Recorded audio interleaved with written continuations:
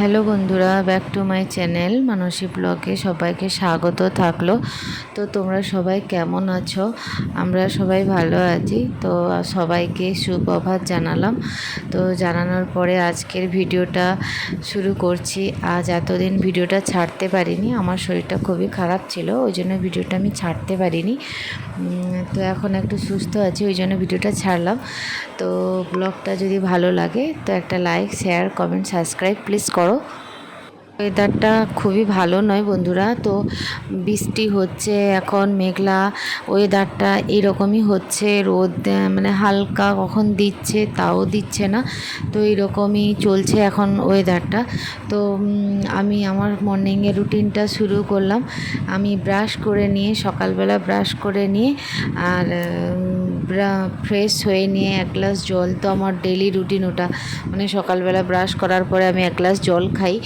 জল খাওয়ার পরে আর অন্যান্য কাজ করি আমি।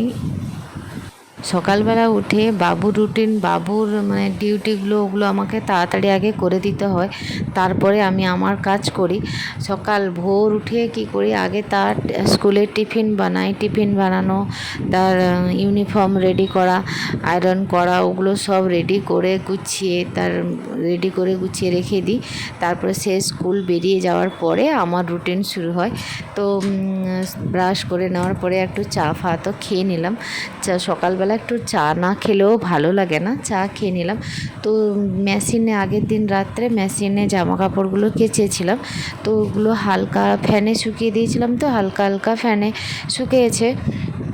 তবুও একটু রোদ না লাগালে একটু কেমন একটা লাগে না, ওই জন্য আমি কী করলাম, যখন আজকে দেখি সকালবেলা হালকা রোদ বেরিয়েছে, তো ওই জন্য আমি কী করলাম, তাড়াতাড়ি যেগুলো বারান্দায় জামা কাপড়গুলো শুকিয়েছিলাম ওগুলো বের করে তো সকালবেলা রোদে দেওয়ার চেষ্টা করলাম। যেহেতু হালকা রোদটা বেরিয়েছে, আবার কখনো মেঘলা হয়ে যাচ্ছে, তো এই কিছুক্ষণের রোদের জন্য আমি বাইরে জামা কাপড়গুলো রোদে দিয়ে দিয়েছিলাম, তো এগুলো হালকা শুকে যাবে। তো এসব কাজ করার পরে ঘরের ভিতরে আজকে অনেক কাজ আছে বন্ধুরা। তো কি কাজ আছে পরপর আমি করছি বন্ধুরা। এবার বাইরের কাজটা আগে করে দিলাম, তারপরে একটা দেখো ছোট্ট পাখি কেমন পিছু ঘুরছে, মানে সে ভেতরে ঢোকার চেষ্টা করছিল, তো গেটে তালা দিয়ে দিয়েছি আর সেখানে আর ঢুকতে পারেনি। তারপরে আমি কি করলাম, ড্রেসিং টেবিলটা অনেক দিন পরিষ্কার করাও হয়নি। কিছুদিন, এক সপ্তাহ পরিষ্কার না করলে কতটা ময়লা বসে যায়। সেই জন্য যখন দেখি আজকে এতটা মানে নোংরাও হয়ে গেছে, তো আমি ড্রেসিং টেবিলটা পরিষ্কার করার জন্য কলিং দিয়ে নিয়েছি। দিয়ে ওটা কী করেছি, প্রথমে পুরো স্প্রে করে দিলাম। স্প্রে করে দেওয়ার পরে একটা হালকা কটনের কাপড় নিয়ে নিব, কাপড় নিয়ে পরিষ্কার করে দেব। ড্রেসিং টেবিল বলো, অন্যান্য জিনিস বলো, কাঁচ বলো, ওগুলোতে কলিং দিয়ে পরিষ্কার করলে না খুব চকচকে থাকে, তো পরিষ্কারও খুব সুন্দরভাবে হয়ে যায়। তো আমি ওইটা দিয়েই পরিষ্কার করি, আর আলাদা কিছুই লাগাই না, মানে অন্য কিছু দিয়ে পরিষ্কার করি না। অনেকে না কেরোসিন তেল দিয়ে পরিষ্কার করে, ওই যে রটের মতো আছে না, ওগুলোতে কেরোসিন তেল দিয়ে পরিষ্কার করে, তো আমি ওগুলো দিই না, আমি ওটাই দিয়ে পরিষ্কার করি। তো আমার এগুলো পরিষ্কার করে নেওয়ার পরে আগে কি করেছি, ড্রেসিং টেবিল থেকে জিনিসগুলো নামিয়ে নিয়েছি। সেগুলো নামিয়ে নিয়ে আগে ড্রেসিং টেবিলটা পুরো খালি করে দিয়ে এগুলো পরিষ্কার করে নেওয়ার পরে, আর দেখছো বন্ধুরা আমি এক হাতে ভিডিও করছি আর এক হাতে ক্লিন করছি, তো আমার এইরকমই করি আমি ভিডিও। দেখো বন্ধুরা আমার কাঁচটা কি সুন্দর চকচক করছে না। তো এইভাবে আমি পরিষ্কার করে রাখি, এক সপ্তাহ অন্তর পরিষ্কার করে রাখলে না বেশ সুন্দর পরিষ্কারও থাকে, তো চকচকে করে। তো আর এগুলো যেগুলো নিচে আগে নামিয়ে নিয়েছিলাম সেগুলো কী করলাম, একটা কাপড় দিয়ে পরিষ্কার করে নিলাম। তারপরে যেখানকার জিনিস একটা একটা করে পাউডার, তেল, ওগুলো যেখানকার জিনিস ওখানে রেখে দিলাম। তো আমার একটা একটা করে সেট বের করানো থাকে, সেন্ট, বডি লোশন, এগুলো সব আমার একটা করে বের করানো থাকে, তো ওইগুলো আমি এক সাইডে গুছিয়ে রেখে দিলাম। আসলে কি হচ্ছে, আমি বড়গুলো আগে সাজাবো গিয়ে কি করেছি, উলট পালট হয়ে গেছে, ওই জন্য একটু পড়ে গেল, তারপরে আবার গুছিয়ে সুন্দরভাবে গুছিয়ে দিয়েছি। তো ড্রেসিং টেবিলটা আমার সাজানোও হয়ে গেল। এরপরে কি করব, জানালাগুলো পরিষ্কার করে নিব। জানালাগুলো পরিষ্কার করে নিয়ে আর একটা ফুল ঝাড়ু নিয়ে নিয়েছি। তো সেটা নিয়ে কি করলাম, জানালাগুলো আগে প্রথমে পরিষ্কার করে দিলাম। জানালা পরিষ্কার করার পরে তারপরে নিচে ঝাড়ুটা লাগিয়ে দিব। তো নিচে ঝাড়ু লাগানোর জন্য আমি প্রথমে বিছানাটা আগে রেডি করে নিয়েছি, দিয়ে ফুল ঝাড়ু দিয়ে ওটাও পরিষ্কার করে নিলাম। বিছানাটা রেডি করে নেওয়ার পরে আমি নিচে ঝাড়ু লাগাবো। তাড়াতাড়ি এসব কাজগুলো কমপ্লিট করে আজকে প্রথম শ্রাবণ মাসের প্রথম সোমবার। মন্দিরে যাই না, আমার বাড়ির শিব ঠাকুর আছে, তো আমার বাড়ির ঠাকুরকেই আমি পুজো করে দিই, মন্দিরে যাই না।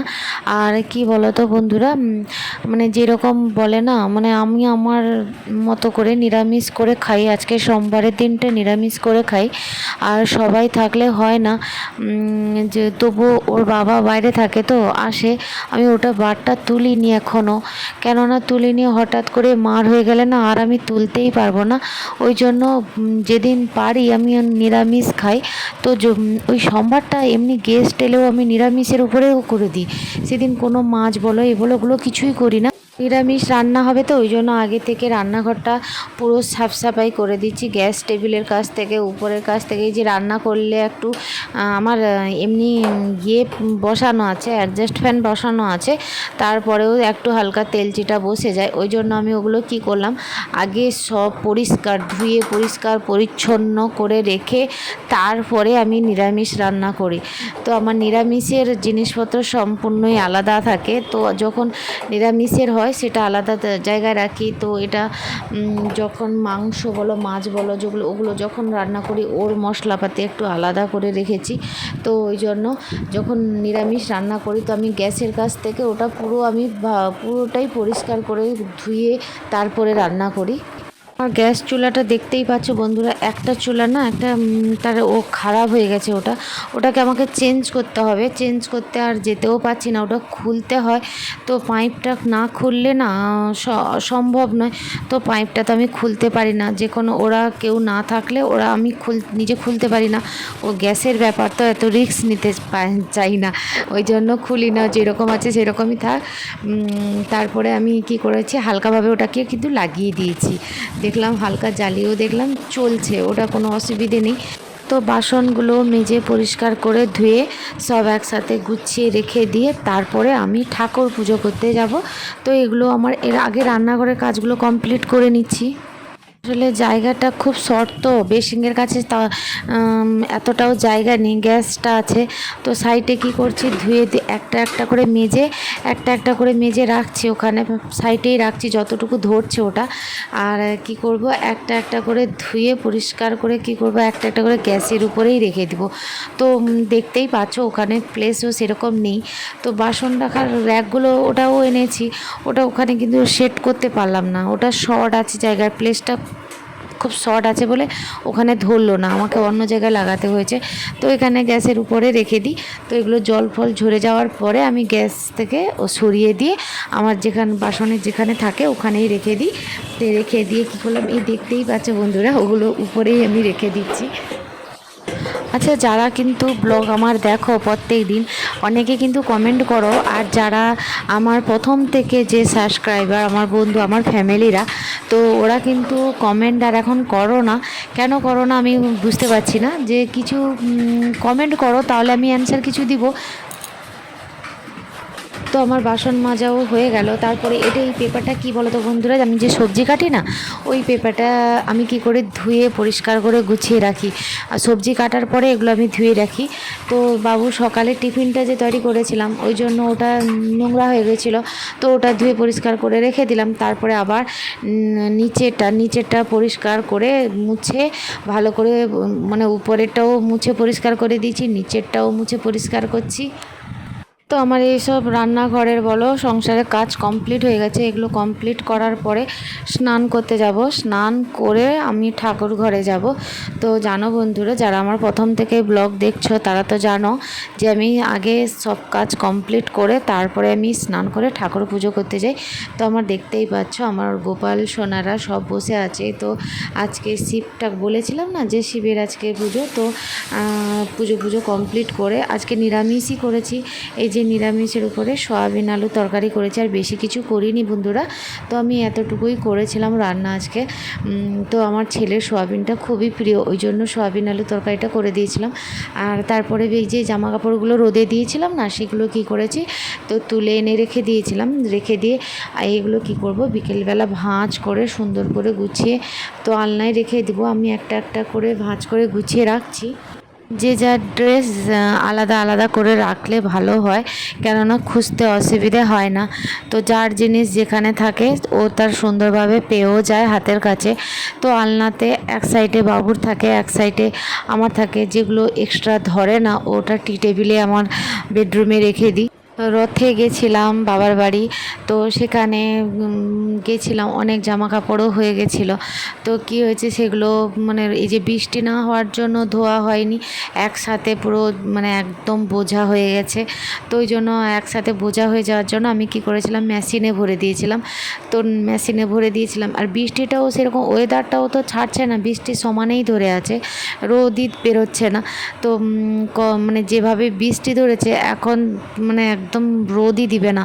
আবার দেখছি বিকেলের দিকে একটু সকালের দিকে হালকা রোদ হয়েছিল, আবার বিকেলের দিকে একদম মেঘলা হয়ে একদম অন্ধকার হয়ে এসছে। তো আমার আজকের পর্যন্ত এতটুকুই ব্লগ ছিল বন্ধুরা। যদি ভিডিওটা ভালো লাগে তো লাইক করো আর সাবস্ক্রাইব করো। তো তোমরা এইভাবে আমাকে ভালোবাসা দিতে থাকো, আর তোমাদের সবাইকে অনেক অনেক শুভেচ্ছা রইল আমার ব্লগে আসার জন্য। আর সবার ভিডিও, আমি যারা আমার ভিডিওতে কমেন্ট করো, আমি কিন্তু ওদের ব্লগ গিয়ে ব্লগে সার্চ করে গিয়ে দেখি ওদের ব্লগগুলো। তো সত্যি খুব ভালো, তোমরাও খুব ভালো ব্লগ করছো। তো এইভাবে সবার পাশে আমরাও আছি, তোমরাও থাকো। তো এইভাবে সারা জীবন সবার পাশেই থাকো। আর আজকের মতো এতটুকু, টাটা।